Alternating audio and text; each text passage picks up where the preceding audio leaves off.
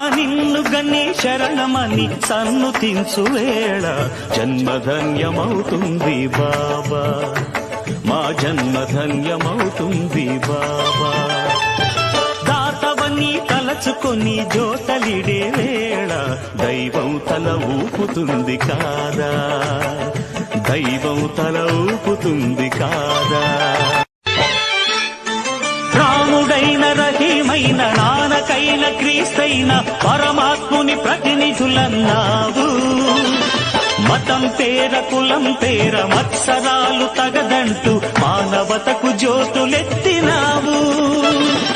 రాముడైన రహీమైన నానకైన క్రీస్తైన పరమాత్ముని ప్రతినిధులన్నావు. మతం పేర కులం పేర